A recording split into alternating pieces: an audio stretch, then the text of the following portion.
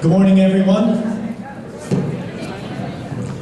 Thank you for coming today. We still have some more donuts, coffee, of course. If you want to get your first or seconds or perhaps thirds, by all means, you're welcome to do so.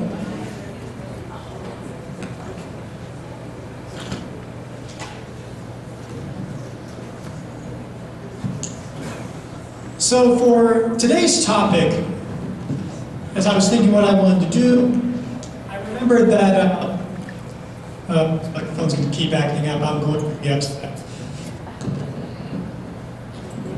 Probably will. Oh well. I know that coming up shortly, of course, is All Saints' Day on November 1st. It's on a Saturday this year. And I thought this would be a good opportunity to talk about the saints. I always like to bring them up myself. I always like to reference them because the saints were all people just like us. They came from a whole sort of backgrounds and conditions, and rich and poor, male and female, clergy, lay people, you name it. They had some type of life. Former slaves, and just so much. All these different backgrounds. I love it because it shows that holiness really is possible for anyone, no matter their state in life, no matter their age, or what they've done before. Holiness, sainthood is open for everyone. And so, the first question, of course, to ask is, who are all the saints? Now, technically speaking, all of us are saints by virtue of our baptism, from our baptism into the body of Christ, into His church. We, as members of the people of God, of the church, are the holy ones of God. So you could rightly call us saints, with a lowercase s. Of course, for this today, we're talking about saints with a capital S. Because over the years, the Catholic Church has designated certain people who they felt really lived a heroic life. A saint, in the strict sense, is obviously a deceased member of the faithful who is shown to be a model and intercessor to the Christian faithful, and venerated on the basis of the fact that that person lived a life of heroic virtue or remained faithful to God through martyrdom, through suffering. These are the people we, in a sense, it's not so much as us raising them up, it's that God was the one who raised them up to holiness. And we and the church recognize that. The church does not make saints. God makes saints. The only thing the church does is declare, that says, we believe that these people lived a life of virtue, and we declare them that they are saints, that they are in fact in heaven with God, interceding for us. Just as they prayed for us on earth, they pray for us again in heaven. And that's what we believe, and so we add them to the calendar of saints. We give them a feast day. We do everything that people like to do with saints, all that veneration and such. So, the next obvious question is, well, how can I get to be a saint? The simple answer, of course, is live a virtuous life. Live a holy life. Or if you're impatient, have yourself get martyred for the faith. It's quicker that way. But, nonetheless, the church actually goes through this process of declaring saints. Now, in the old days, a saint was simply made by popular acclaim. So, like in the ancient church, when it was still under persecution by the Romans, many people would go to the tombs of Christians who they felt were holy. They would visit their tombs or their grave sites in memory of them, And then when Christianity was legalized, they would build churches on top of their graves on those sites in that veneration. And they began calling them holy ones of God, saints. But at other times, people in a local area would say, this person was very holy, we recognize that, and we believe they are with God in heaven, so we declare them a saint. Pope St. Gregory the Great, for example, he was declared a saint the very day he died, by popular acclaim. He was that well loved and liked, and they believed this was a very holy man. We say he's a saint, and so it was. As time went on, however, you would get, how shall we say, people building up legends, if you will. So someone was very popular, and they say, oh, he's a saint. And then later on, people, yeah, but really, he had some issues here. Maybe we shouldn't quite call him a saint yet. And other people would say, oh, this person was a holy person. They did this and this and this and this. And there was no, perhaps, way to verify that. So every town could have their own popular local saint. Now, most of the time it was authentic, it was legitimate. This was, in fact, holy people. But, people, we like to exaggerate, build up stories and all that. Some of them are true. Some of them people are not so sure about. Even to this day, there are some saints who are saints of the church, but people wonder, did this person actually exist? We don't know. But they're still a saint anyways.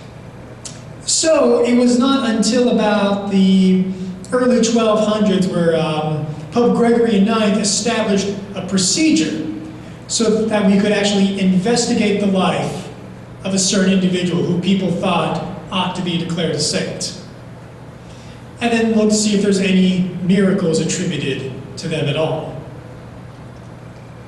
And eventually they would come up, as a congregation would be established to investigate these matters. Now, the first criteria of being declared a saint, you have to be dead. You have to be dead first. Because of course, if you're dead, that means you have the potential of actually being in heaven with God. That's the first criteria. You have to be dead. Now, sometimes we have that phrase, oh, that person's a living saint.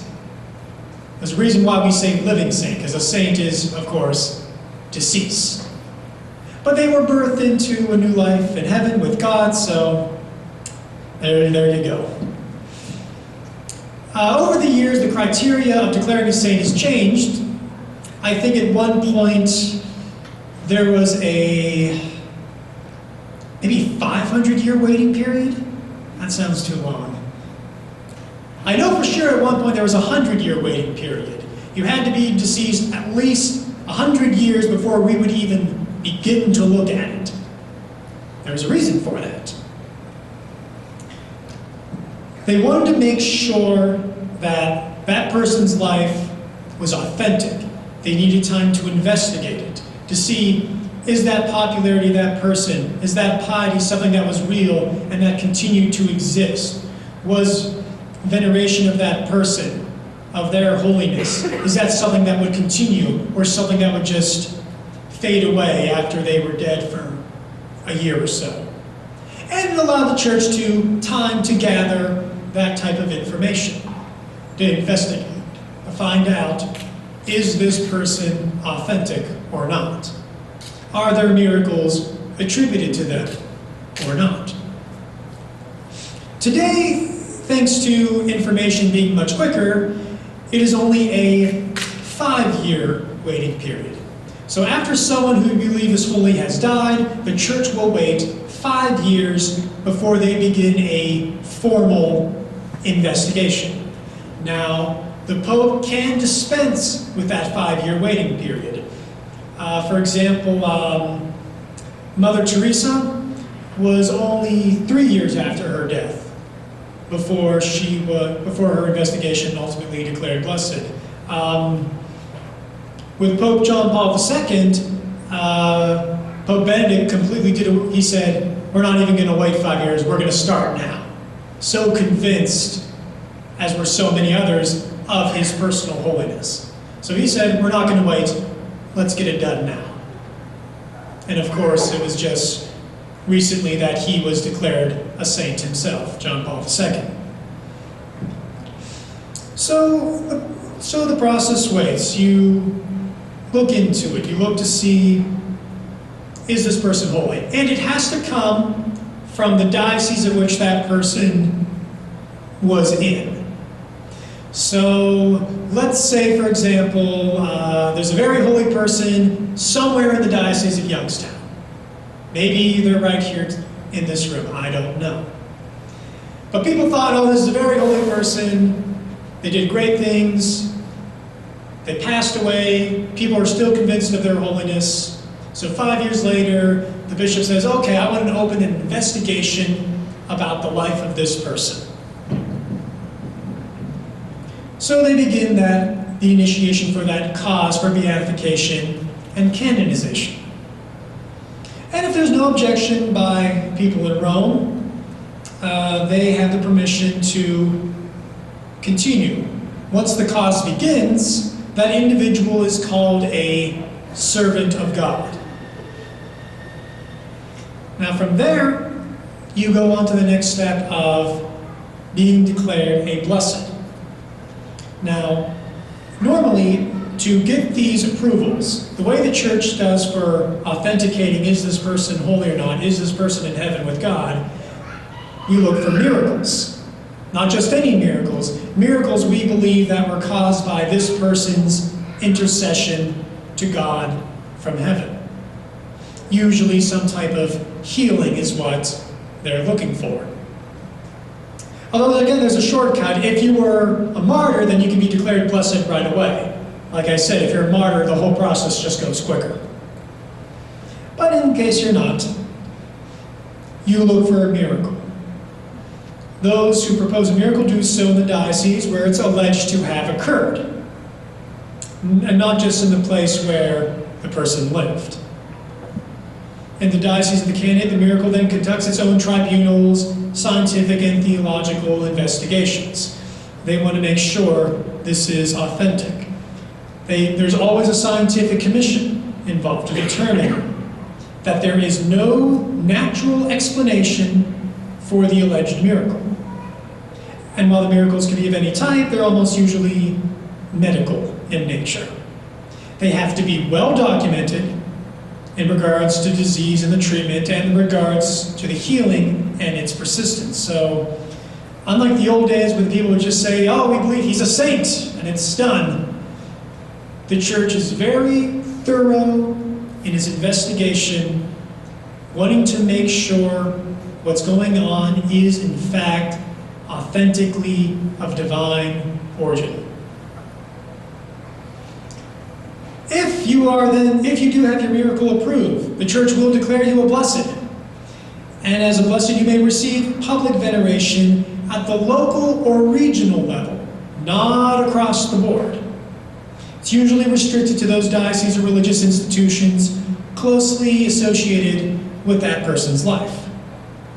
So there's no church-wide public veneration if you are declared a blessed.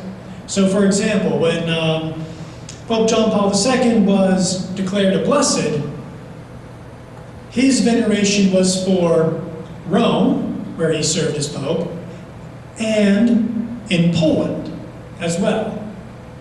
Now, I believe you can have some special dispensations and all that. So like, for example, you can't name a church after a blessed unless it's in your local area.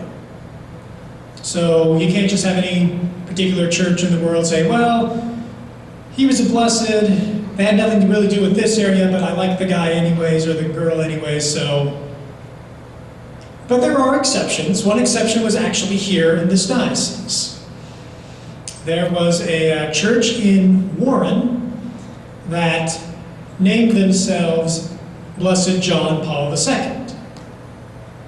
Now, under normal circumstances, I don't believe you could have done that, but, and I forget how they did it, But they were able to get special permission from Rome to name their church, their new parish, after Blessed John Paul II. Of course, now that he's St. John Paul II, that doesn't matter anymore, and now they have to, of course, change their name to St. John Paul II Parish, switch the bulletins and the signs and all that. So at this point, it's a moot point now. But there are exceptions. But then, of course, the next step is to sainthood itself, canonization. And this is declared by the Pope himself. And so, to get canonization, you need a second miracle attributed to you. Same processes, but now you have 2 miracles to your name. Once you have those 2 miracles, so now you've fulfilled all the criteria. You are deceased, people have prayed to your intercession, you have 2 miracles that the church confirms associated to your intercession. Now the church can canonize you and officially declare you a saint. And so we believe that when the Pope declares someone a saint, that infallibility is in effect, that he is protected from error by the Holy Spirit in this declaration. It's also why the church is very thorough and careful in its investigation. And thus, a person can now receive universal veneration by the church, not just a local area anymore. And so he's assigned a day, he's assigned probably a collect for Mass, if he's popular enough, well known throughout the world. I think John Paul II canonized hundreds and hundreds of saints during his pontificate. I can maybe name 10 of them, perhaps, because a lot of them were saints of a local church or maybe just a country. Not everyone has that universal appeal, but some do. John Paul II had the universal appeal. Blessed Teresa of Calcutta has that universal appeal, but not everyone does, and that's okay. That's okay. And so, what are examples of some local saints? We have some local saints who are associated with this country. Ones that come to mind are Mother Frances Xavier Cabrini and Saint Catherine Drexel. These were saints who worked in this country specifically, and so their feast is usually celebrated in the United States, but probably not anywhere else in the world. So everyone will celebrate St. Francis, everyone will celebrate St. Dominic, everyone will celebrate many of the other saints that are well known throughout the world. But sometimes they're just for local use. They're only really known in their respective country or their respective area or town. So that's how you are able to be declared a saint. That's how the whole process works. Now, sometimes a case can be open for a long time. Sometimes your investigation will take a while, maybe several hundred years at that. It's not just sometimes it takes a while. But again, the case is always open. Is there still a veneration of this person based on their life?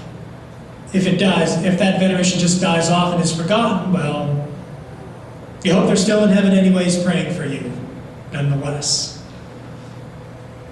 So what I thought I would do today is kind of go over just the lives of just a few saints. Just to kind of show off a few based on their different lives, what kind of work they did, the lives they led, and how they became well known. So I thought I would start off with Saint Jerome. I like Saint Jerome is that he was a very smart man, but he definitely was a flawed individual. I like Saint Jerome in that you don't have to be, while saints reach for perfection, you don't necessarily have to be perfect in order to be declared a saint. Just as we have all of our flaws and our shortcomings, the saints had the same thing. They too were human. And the saints would be the first one to tell you that they have sins and they have flaws that they continually try to work on. So I thought we'd start with St. Jerome today.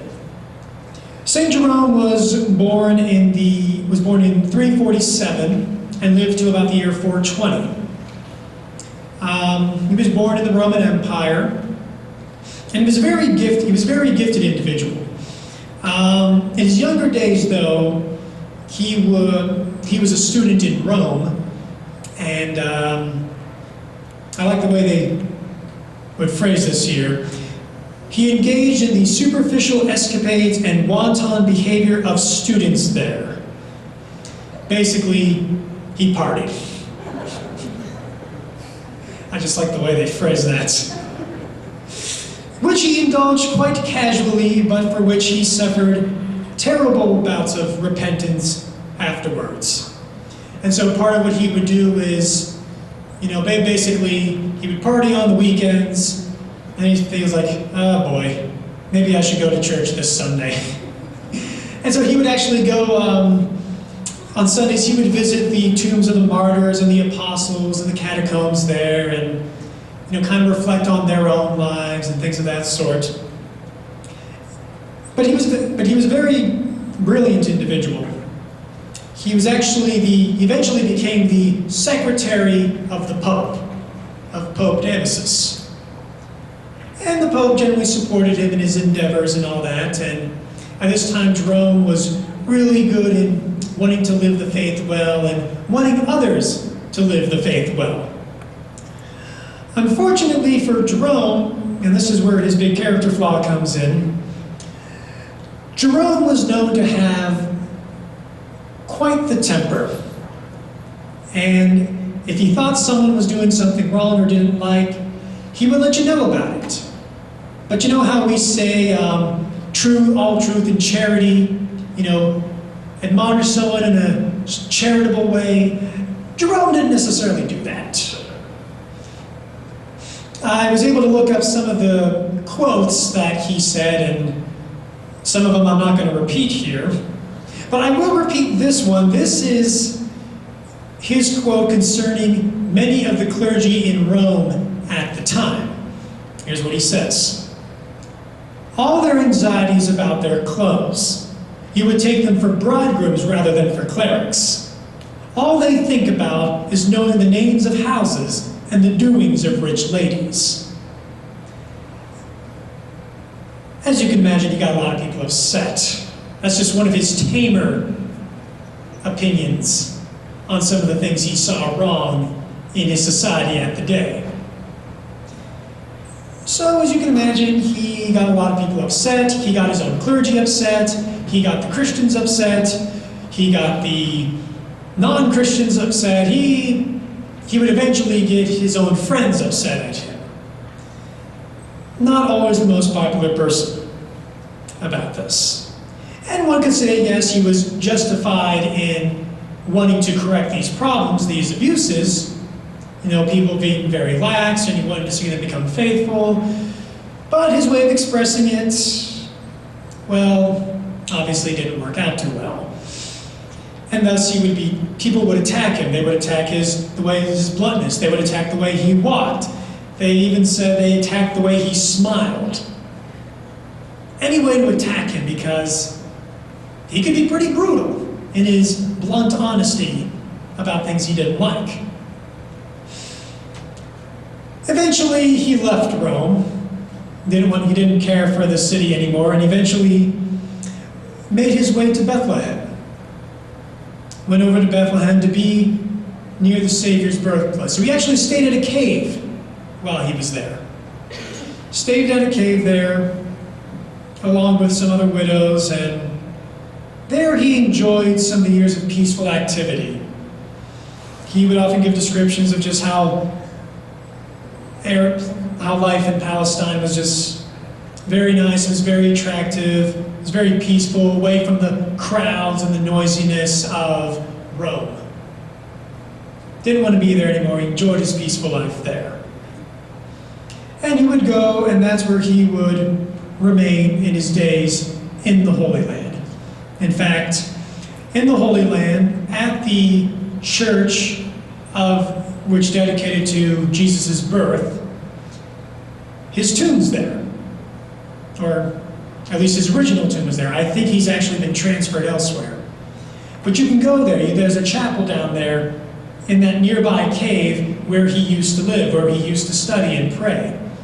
There's a cave down there, and next to it is his original tomb. In Latin, here lies Jerome. Obviously, he didn't say St. Jerome at the time, but here lies Jerome. Although I think, again, his body was moved elsewhere later on. But that's where he really enjoyed most of his life. Now, Jerome is also known for something very important. Jerome was a biblical scholar. And while he was in Rome, he took the Bible, both the New Testament and later on the Old Testament, and he translated it into Latin. And this became known as the Latin Vulgate. This ultimately became the official language, edition, translation of the Bible that was used in the church till pretty much today. And so for about 1600 years, this translation that he put together has been used by the church. And so from our lectionary and our prayers, when they're translated, we use his Latin Vulgate for those things. So that was really his major contribution to the church. So despite his flaws, despite the enemies he made, despite his not always saying things in charity, Jerome was still known for his holiness. He was still known by his kindness to people, his charity, and all the things that go with being considered a saint. And he also wrote about veneration of the saints himself. And here's what he had to say. We do not worship the relics of the martyrs, but honor them in our worship of him whose martyrs they are.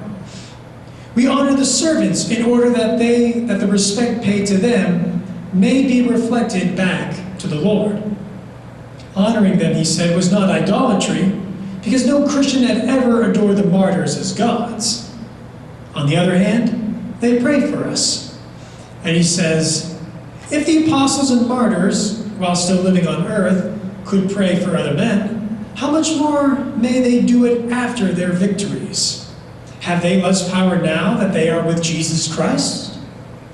So you see Jerome himself making that case to seek the veneration and the intercession of the saints. Next person I wanted to talk about, and I think this is fitting today on World Mission Sunday, is Saint Francis Xavier. Saint Francis Xavier lived from 1506 to 1552. He was one of the original followers of Saint Ignatius of Loyola, who of course founded the Jesuits. So Francis Xavier was one of the original Jesuits. And Francis Xavier is important because he was one of the great missionaries of his time. You see, now at the time, this is the time when European imperialism is going on. So you have the Spanish and the Portuguese and eventually the English. They're all going out across the world looking to colonize and find different riches and trade routes and all that. And naturally, there were missionaries who wanted to follow to not only administer to those colonists, if you will, but to the indigenous people that they would meet. So Francis Xavier was one such person. And so he originally wanted to go to India, into the city of Goa. This was in India. The Portuguese had gotten there, I think, 30 years prior to that. And so the Christian population in that time, they had the churches, they had the clergy, they had the bishop, but as was said, many of the Portuguese were ruled by ambition and avarice and revenge and debauchery and Francis Xavier wanted to go and put a stop to that. And so he noticed when he got there, there were a few preachers, but no priests. So he goes there, and he instructs the Portuguese themselves in principles of the faith and gave much of his time to the teaching of children. His mornings would be spent in tending and comforting the distressed in the hospitals and the prisons, and he would teach people, especially the young people, whatever he could, bringing Christ to the people. But then, of course, he would go to the indigenous people as well, instruct them in the faith. And through his life, he was able to baptize a great deal of many people. But he didn't stop there. After a little bit in India, he wanted to go further. His plan was quite ambitious.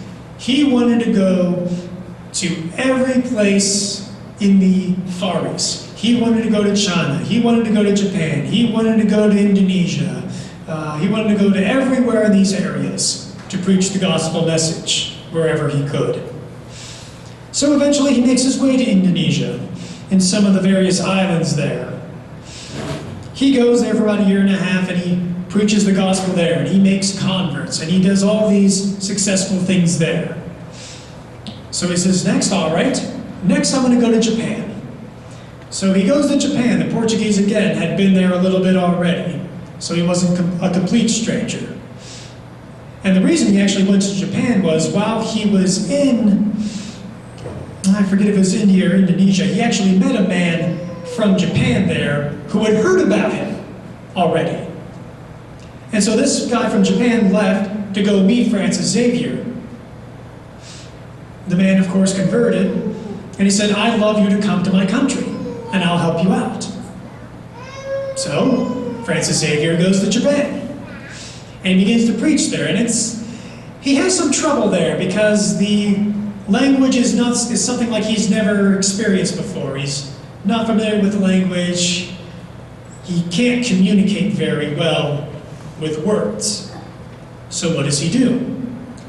He communicates with artwork and pictures and all the things of that sort. He uses visual communication in order to talk to the people, in order to help spread the faith. He goes to the leaders of the towns and the villages and the local areas to preach to them. He struggled while he was there. It was kind of slow to take.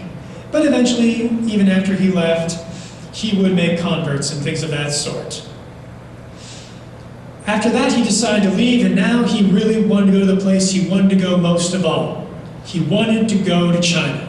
He wanted to preach to the Chinese. Unfortunately, Francis Xavier never made it. The closest he got was he got to an island not too far off the coast, where he eventually got a fever and then died on that island himself. So even the saints, as much as they wanted, could not always accomplish the things they set out to do.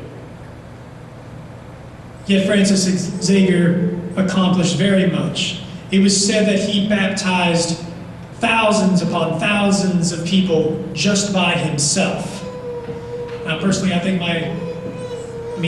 going like this doesn't seem too hard, but if you do that thousands and thousands and thousands of times, well, your arm can get tired.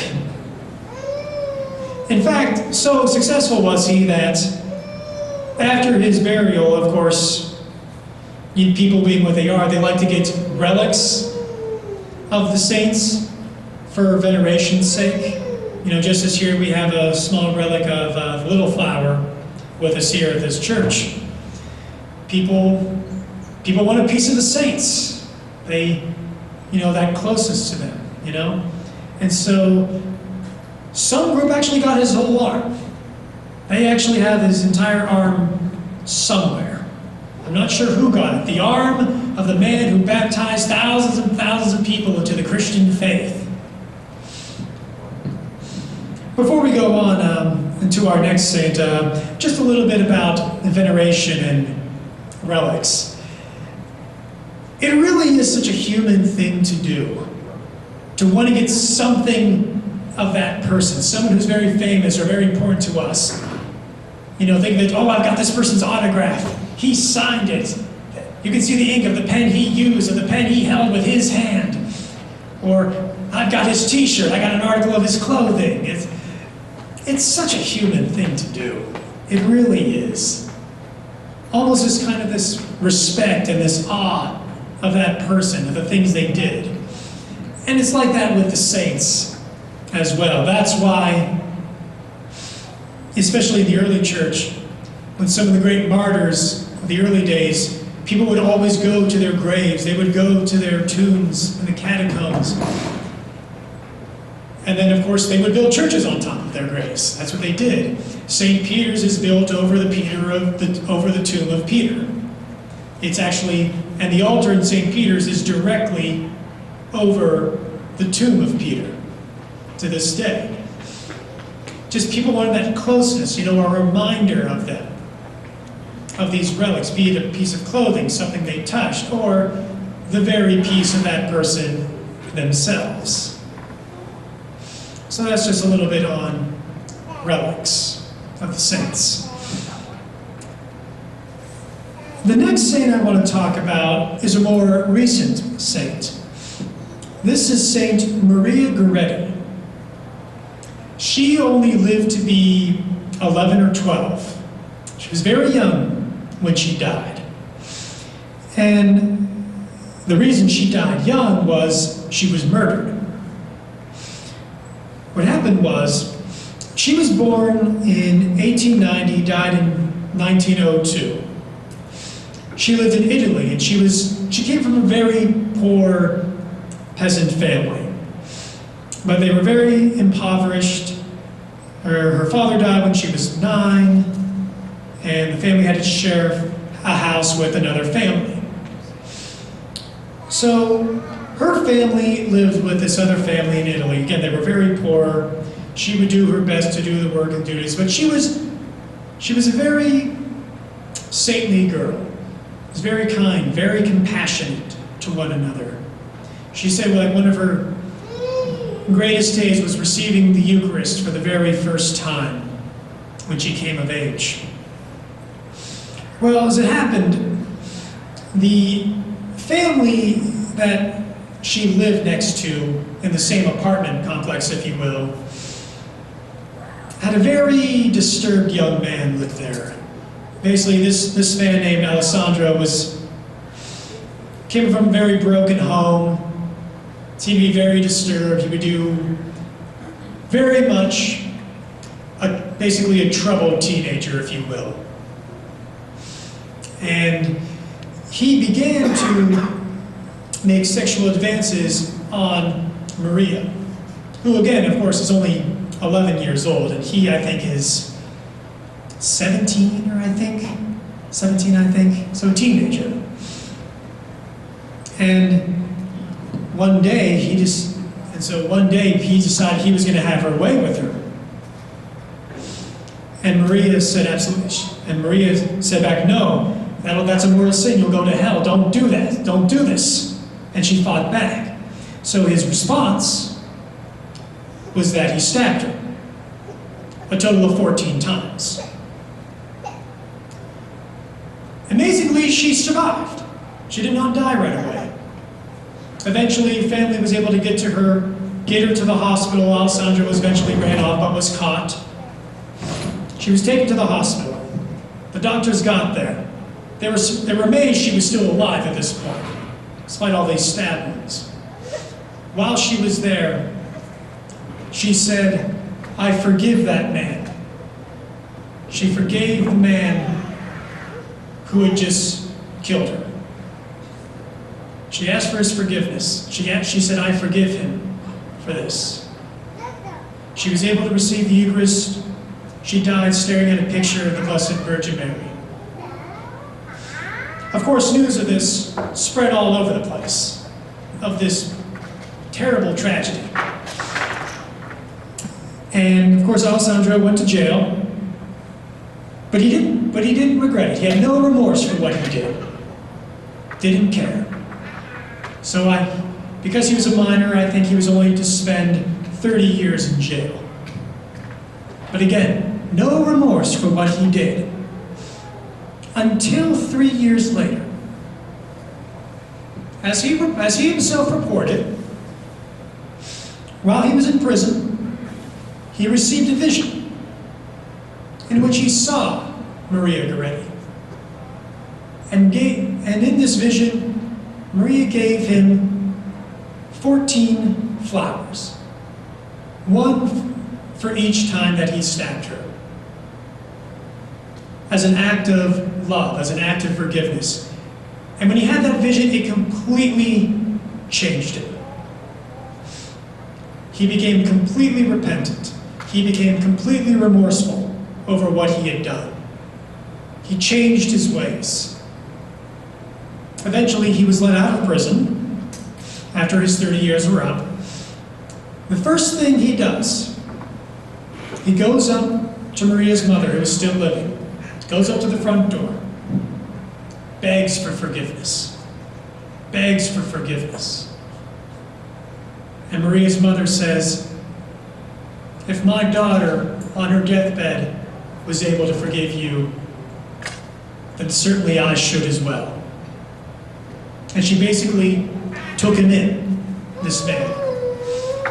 He took him in and basically cared for him as her own son. And the story continues. Maria was beatified in 1947 and canonized in 1950. Her mother was still alive. She was at the canonization ceremony of her own daughter. First time something like that has ever happened, where a mother got to see her own child declared a saint. Alessandro was there too. In fact, part of him felt really bad because he was still remorseful. What if I killed a saint? But Maria had forgiven him. Maria's mother had forgiven him. He eventually would become a lay brother and eventually died peacefully. I bring this up to show the power of the saints, the power of their intercession, that they can change lives, such as Alessandro, who went from a very disturbed, violent young man to himself becoming good-natured, remorseful, able to receive that forgiveness. It shows her mother being able to forgive. It shows Maria being able to forgive for those who might suffer for their faith.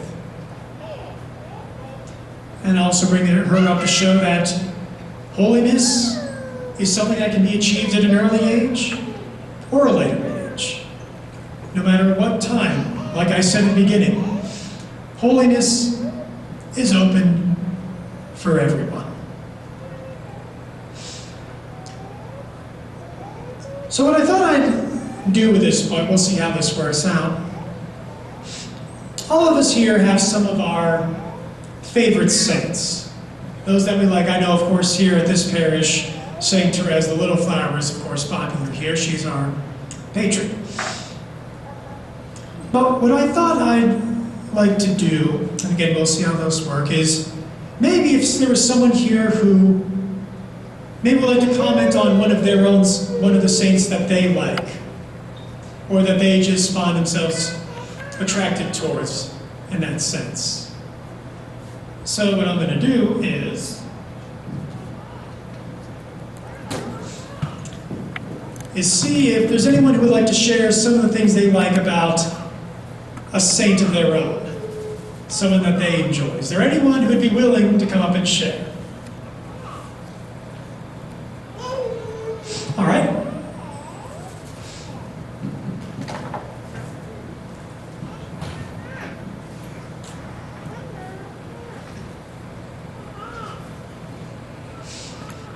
All right, tell us your name. Marnie Pinnell. And tell me about a saint that you enjoy or find yourself attracted to. Actually, there are two. They were both virgin martyrs, at a very young age. One is Saint Philomena, who died, I believe, during Diocletian's reign, and the other is Saint Dymphna, who was killed by her father because she would not submit to him in a sexual manner. And interestingly, locally in Stark County, we have a shrine to each of these saints. Saint Philomena at St. Clement's Church in Navarre, and a national shrine of Saint Dymphna at St. Mary's Church in Massillon. And the reason I am especially happy to talk about Saint Philomena is because I have been given the privilege of witnessing a miracle through her intercession. A friend of mine who lives in another state was diagnosed with 4th stage pancreatic cancer. And through the intercession of Saint Philomena and also a pilgrimage to her shrine in Italy, we witnessed his cure, which has amazed his doctors. And this friend's wife and I are going back to Italy, hopefully this coming year, once again to the shrine in Thanksgiving. Well, thank you. Well, thank you very much for sharing that. Someone else have a saint that they like or would like to share about, why they may like them or have a devotion to them?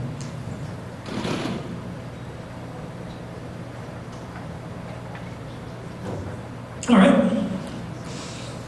We got another one. We have another brave soul here.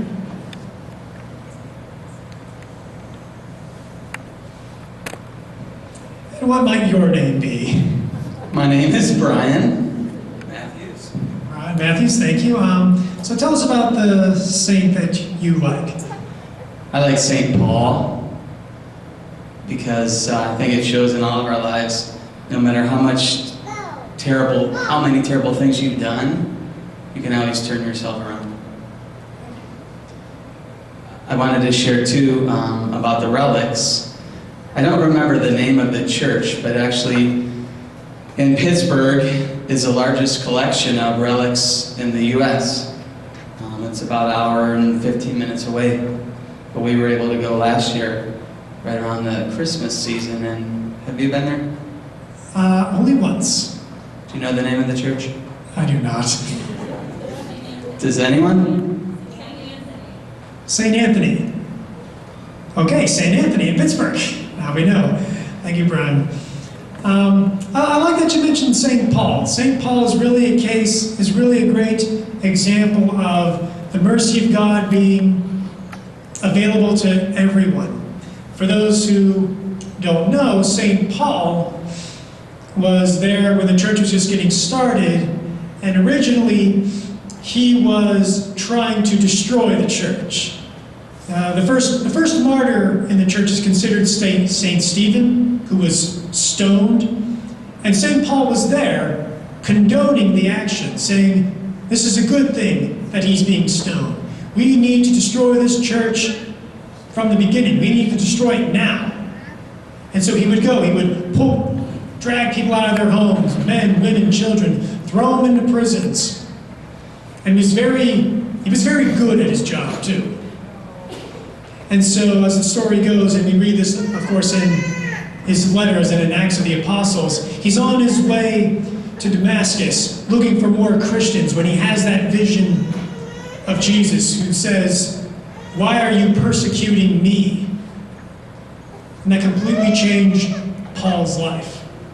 He went from being the greatest persecutor of Christians to the greatest evangelizer of Christians, then using that same zeal to once destroy the church, now using that same zeal to grow the church, to plant the seeds in various different towns and cities all across the empire. which of course again is fitting for this day of World Mission Sunday, St. Paul the great evangelizer of the church. So I'm glad you brought him up. That's very good. Is there anyone else who'd like to share on some saint?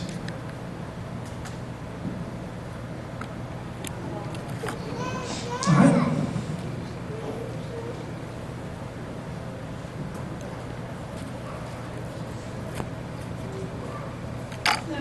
Hello, and who are you? I'm Kathy Hahn.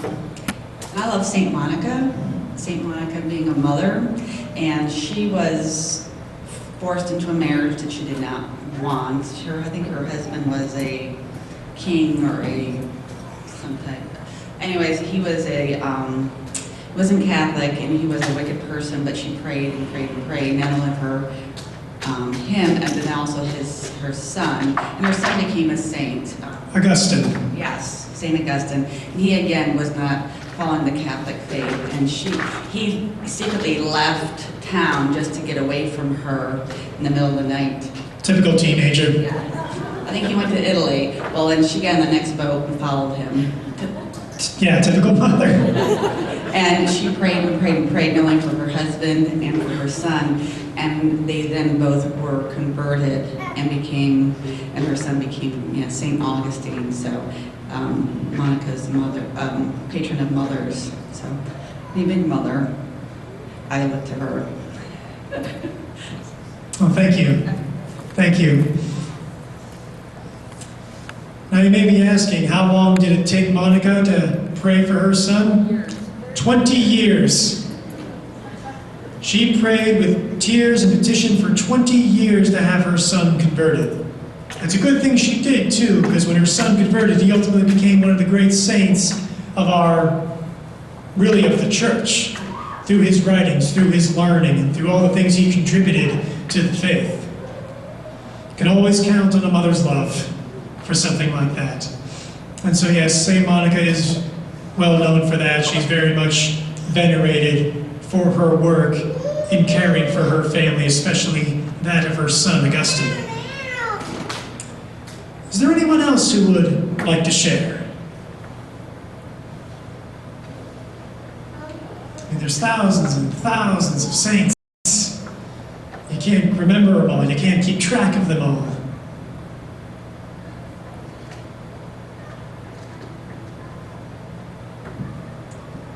All right, well, I appreciate those who are brave enough to come up and share a little bit, to be a little more interactive with today's session.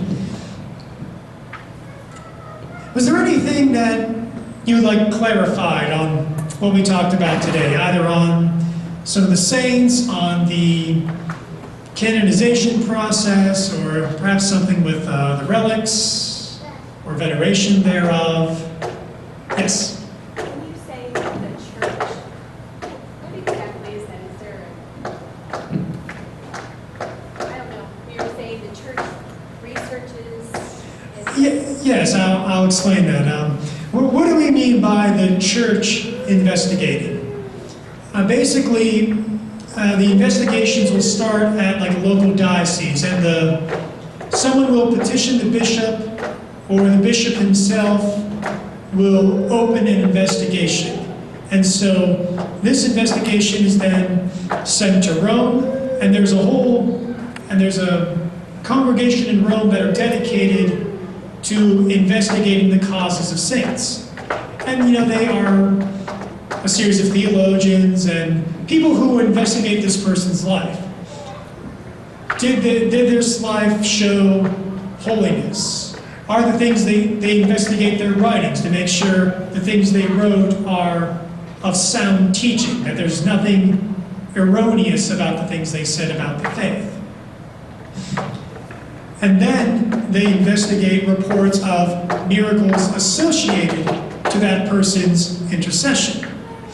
And so when we say the church investigates it, it's basically a special team of people in conjunction with the Pope, in conjunction with local bishops, who investigate the matter. Does that answer your question? Yes? There are people considered venerable, like criteria that they can become venerable. Venerable, I believe, I'd have to look this one up again, so take this with a grain of salt. I believe you become venerable, it's either along with being declared a servant of God. Remember, servant of God is just if your case has been opened.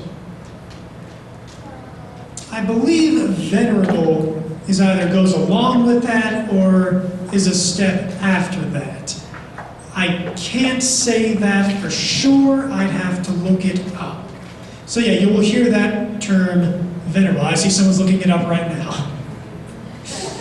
So whenever you find that answer, you get my attention and we'll get an actual answer to that.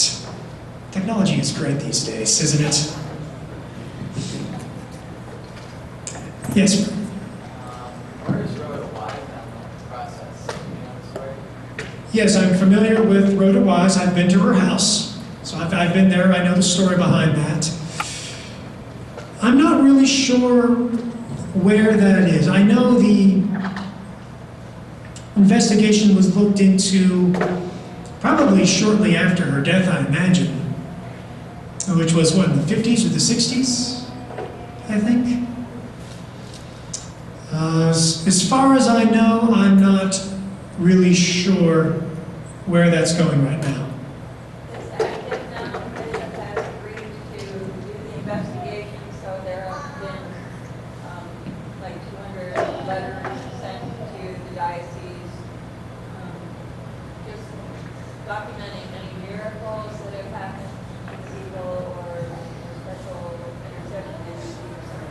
So it is active. Okay, so it is active now. Letters are being sent, and I'm sure have been sent for several decades now, investigating certain miracles and things of that sort. I will say this, as mentioned earlier, sometimes the miracle that occurs happens in a place where the saint who they lived was not involved in.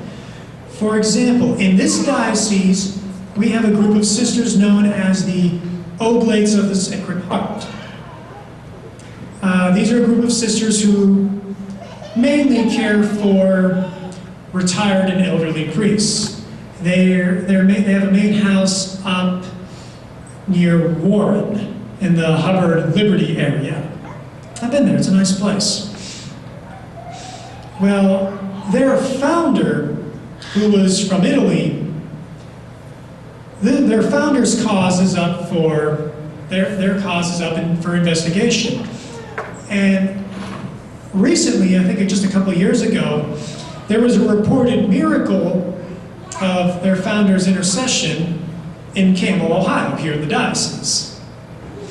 So that's an example of a saint's intercession, or at least someone being investigated here in the diocese. Now, I'm not sure if that miracle's been approved, I forget, but I know it was being investigated here in this diocese. Do we have an answer yet on that venerable question?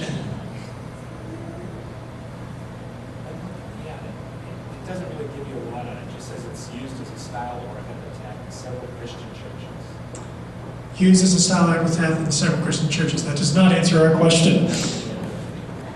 Yeah, the internet's great as long as you know where to find anything. So here it is. Oh, we got something. In the Latin Church, the Catholic Church, a deceased Catholic may be declared a servant of God by a bishop, opposed to beatification by the Pope through the congregation of the Apostles and Saints.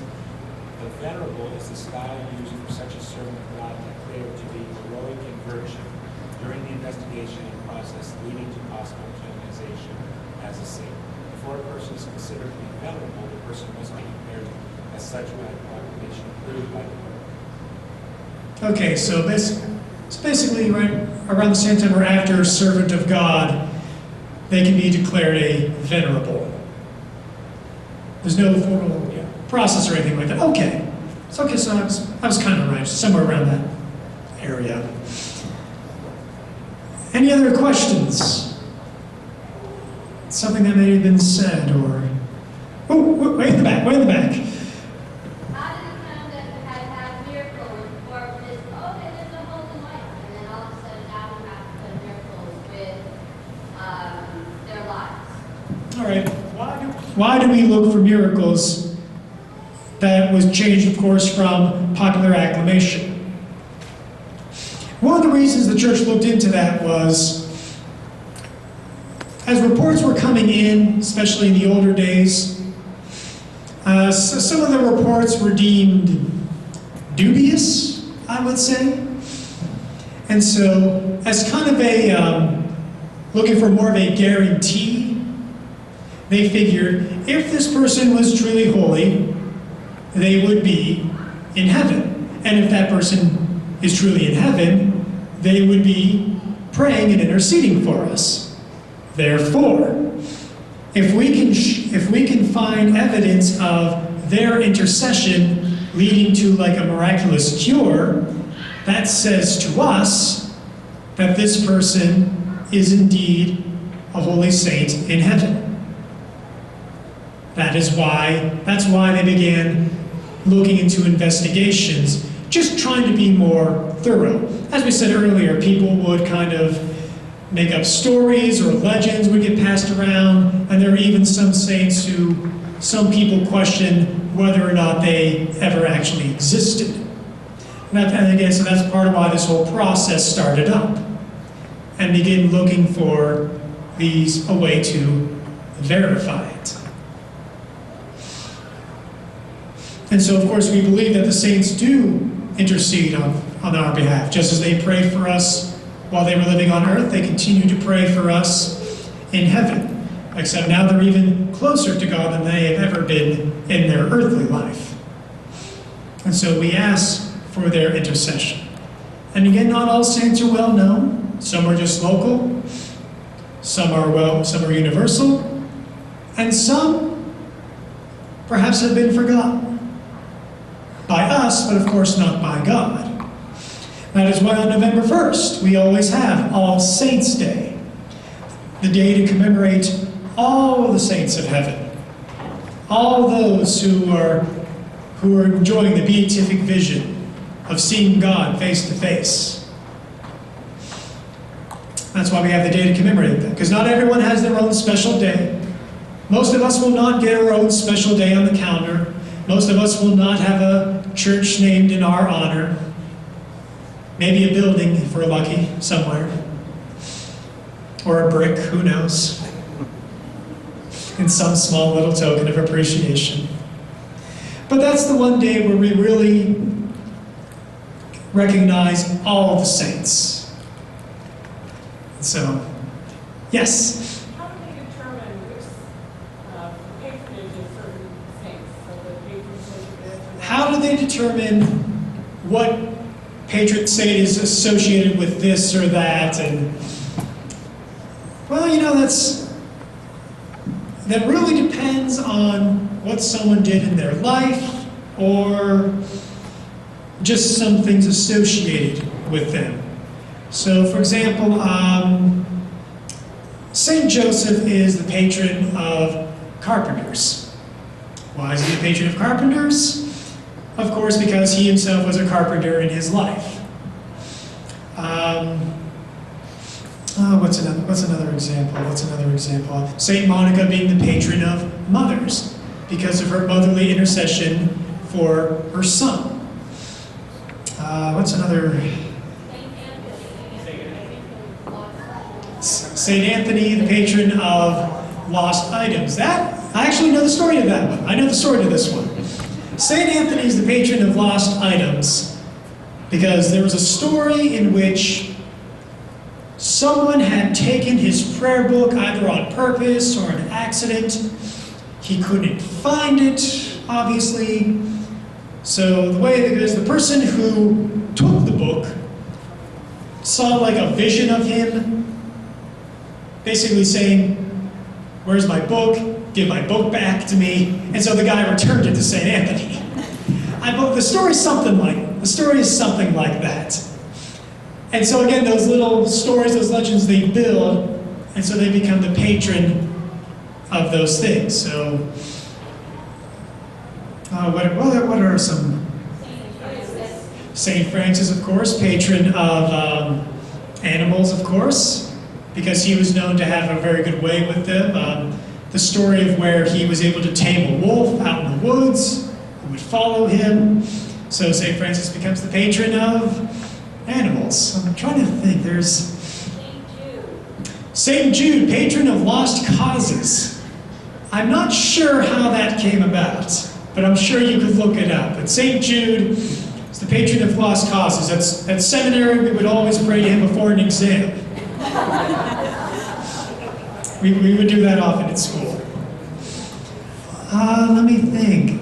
I'm trying to think, who is the patron of television? Can't remember her name. Shoot, who is the patron of television? Well, whoever her name is, she's the patron of television, I know, because... Is it? I think it's Claire of Assisi, actually. It might be St. Clair, but... It is. Is it? St. Clair's, thank you. St. Clair's the patron of television because when she was sick, she couldn't get to Mass, so God allowed her to see a vision of Mass going on in another location. So eventually when television came about, we said, oh, this fits perfectly with St. Clair. St. Clair is now the patron of television. And again, there are many, many others. There's a patron for just about any occupation and everything of that sort. I'm trying to think of any others. Saint Michael, if I had to guess, I'd say Saint Michael's the patron of defense against the devil. That's probably right. Or against demons and such, so that's my guess. Someone's looking it up, I know. I'm trying to think, is there any, again, there's so much others, and yes. What about St. Christopher? St. Christopher. St. Christopher is the patron of travelers. I believe St. Christopher, whenever you see artwork of St. Christopher, you usually see him carrying a child. That's the child Jesus. If I have my story right, St. Christopher would carry this child across like this river or some body of water or something and help travel, and he became the patron of travelers. The story is something like that. Since you bring him up, you will no longer find St. Christopher on the calendar. St. Christopher is one of those individuals who the church is not sure ever actually existed. So when they reformed the calendar decades ago, they took him off the general calendar. That has not stopped St. Christopher from being popular.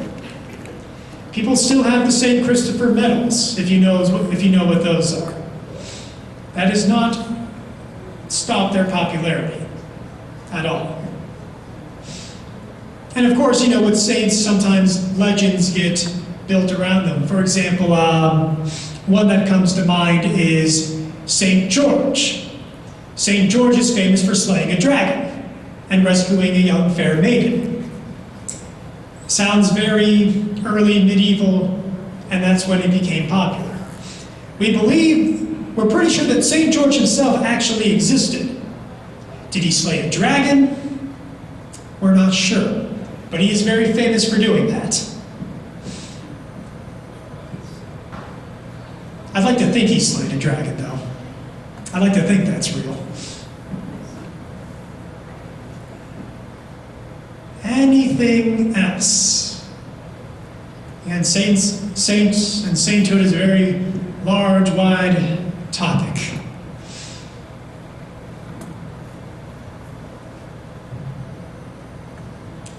If there is nothing else, then we shall conclude this week of